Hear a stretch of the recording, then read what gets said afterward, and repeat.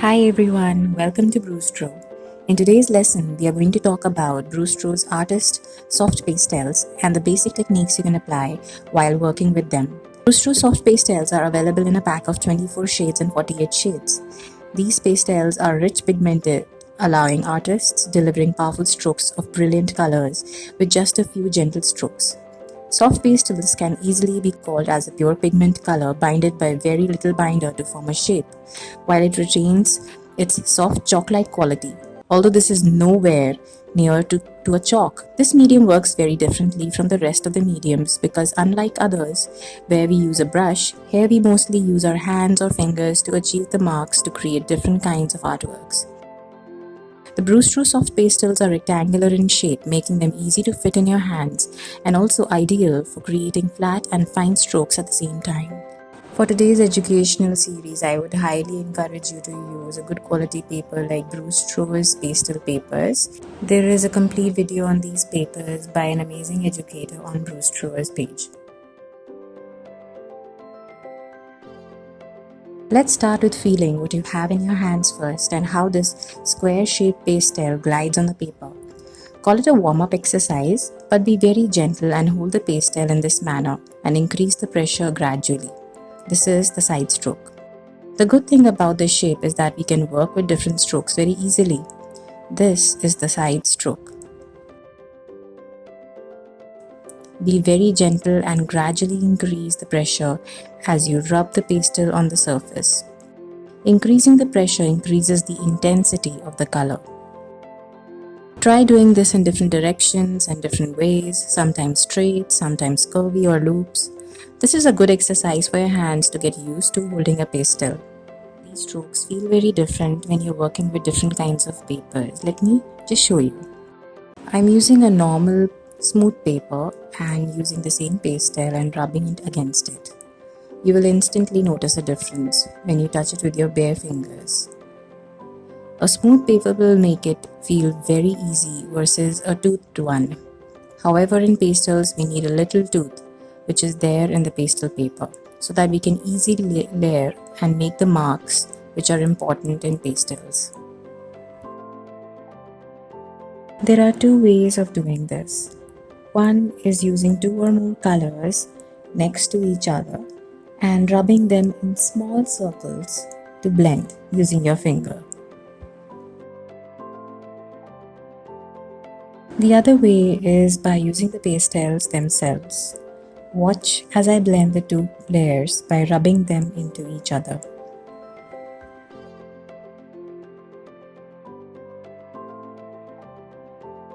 You can use a mix of these two techniques in a composition, which gives a smooth finish in some areas and a rough one in others, like clouds or trees or even faces. It totally depends upon how you want to capture something. I'm using the foam from the soft pastel box first. And I'm also going to try the brush. I'm using the flat side of the brush to blend. Be gentle when you're using a brush, otherwise it will act like an eraser and erase some of the pastel. Notice that we will be using the side of the pastel for this.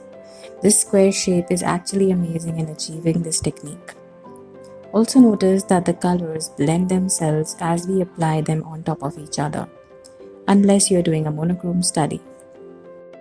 You can use this single technique to create an entire artwork, while some use it at different points of layering, which is generally at the mid to end, which means it can also be done on top of layers of a base color. Of course, when you're doing this, you would need to apply more pressure to get a higher concentration than the one below to get the desired result. This technique uses the tip of the pastel. Watch as I create and practice these strokes with me. This is Pointalism, and this is feathering, which is used to create hair, etc. The way I'm doing feathering, one can also use this technique to hold a pastel to draw, as if it were a pencil, but with lightly applied pressure. Also, you can apply as many colors as you wish. You can create them together or farther apart. Once you are confident about the last few techniques, Layering would be easier. Layering is another technique which means adding layer or coat of color on top of an already put color to either create a color which you do not have or as a different stroke to mark and add in your artwork. If you have completely covered the paper with certain colors, then it's called an underpainting, over which you add the other layers. The Brustro Soft Pastels are extremely soft, which enable pigments to slide off the stick smoothly while allowing you to add as many layers as you want in your artwork. Also, make sure you're applying the right amount of pressure. Too much pressure can crumble your pastel. So make sure you're gentle and not rubbing the pastel sticks too much while layering. You can use a kneaded or an electrical slim battery operated eraser by Brustro to get some amazing highlights in your artwork with pastels. Erasers helps you in getting highlights of certain areas which need the lightest tone or even to correct certain mistakes. Let me show you both. A kneaded eraser can be used by stretching it, shaping it and then folding it and repeating this step as seen, while an electric eraser works by a click of a button. Try these on a rough sketch before you actually start working with them on a final artwork. Apart from these techniques, I have some very important tips for you to survive soft pastel. You can use a butter or a glassine paper or even a long brush to rest your hand on to avoid smudging of the color on the surface. Always lift the butter paper and move it around rather than dragging it along to avoid moving the pigments laid below. And if some color does get on your hands, make sure you wash and dry them completely before you start again. This is an important step to preserve your beautifully crafted artwork. Place them in between butter paper, tracing paper or glassine, or a plastic sheet is also a great option, and place them in a cool, dry place.